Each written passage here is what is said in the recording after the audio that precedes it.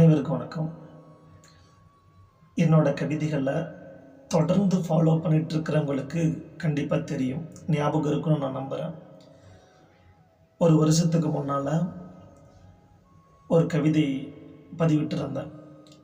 எந்த விதமான ப்ரிப்ரேஷனும் இல்லாமல் டைரெக்டாக ரெக்கார்ட் பண்ணி ஸ்பாட்டில் யோசித்து ஒரு கவிதையை நான் பதிவிட்டிருந்தேன்.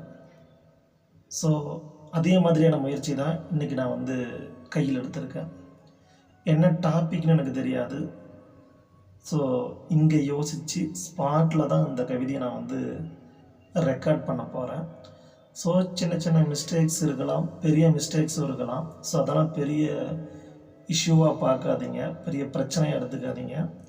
இது ப்ரிப்பேர்டு இல்லாத லைவ் ரெக்கார்டிங் கவிதை, சரிங்களா? சரி, ஓகே. என்ன யோசிக்கலாம்? ஓகே. ஐம்பூதங்கள்: நீர், நிலம், காற்று, ஆகாயம், நெருப்பு. இந்த அஞ்சையும் வச்சு ஒரு காதல் கவிதை சிம்பிளாக உருவாக்கலாம், சரிங்களா? ஓகே, காற்றிலிருந்து ஆரம்பிப்போம். அவள் வெளிவிடும் மூச்சு காற்று என் சுவாசத்தை தொடுமா என்று ஒவ்வொரு நொடி பொழுதும் ஏங்கிக் கொண்டிருக்கிறேன். ஏக்கத்தில் வழிந்து கொட்டுகிறது கண்ணீர்.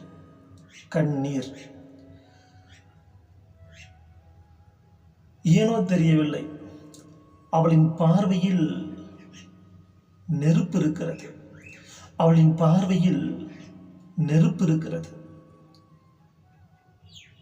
பார்க்கும் போதெல்லாம் என் நெஞ்சில் பற்றி கொண்டு விடுகிறது காதல் தீ. அவளுக்கு தெரியுமா தெரியாதா என்று எனக்கு தெரியவில்லை. அவளுக்கு நிலம் கொடுத்து விட்டேன், என் இதயத்தில் இடம் கொடுத்து விட்டேன். அவள் தங்குவாள், என் இதயத்தில் அவள் தங்கிக் கொண்டால் அவளுக்கே தெரியாமல் அவள் இங்கு தங்கிக் கொண்டது எனக்கு மட்டுமே தெரிந்த உண்மை. நீர், நிலம், காற்று, ஆகாயம் மட்டும் பேலன்ஸ் இருக்கு. ஓகே. வானத்து மலைத்துளிகள் எல்லாம் என் கண்களில் கண்ணீர் துளிகளாய் விழுந்து கொண்டிருக்கிறது. காரணம் என்னவென்றால்,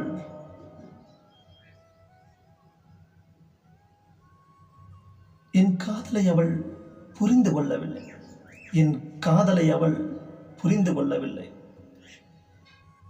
வானத்து மலைத்துளிகளை விட பெருக்கெடுத்து ஓடும் வெள்ளமாய் மாறிக்கொண்டு விட்டது, கடலாகவே மாறிவிட்டது எனது விழிகள். ஆம், நிச்சயம் ஒரு நாள் என் காதலை, என் கண்ணீரை, என் உணர்வுகளை, என் காத்திருப்பு தேடலை அவள் புரிந்து கொள்வாள். காத்திருக்கிறேன் கண்ணீரோடு. இந்த கவிதையில் ஸ்டார்டிங்கில் மூச்சு காற்று, கண்ணீர் ரெண்டு வந்துடுச்சு. மூணாவது காதல் தீ, நாலாவது நிலம், இங்கே இடம் கொடுத்தேன் இல்லையா, நிலம். அஞ்சாவது வானத்து மலைத்துளி போல என்னோட கண்ணீர் துளிகள். ஸோ சிம்பிளாக பண்ணியாச்சு. எப்படி இருக்குன்னு நீங்கள் தான் சொல்லணும்.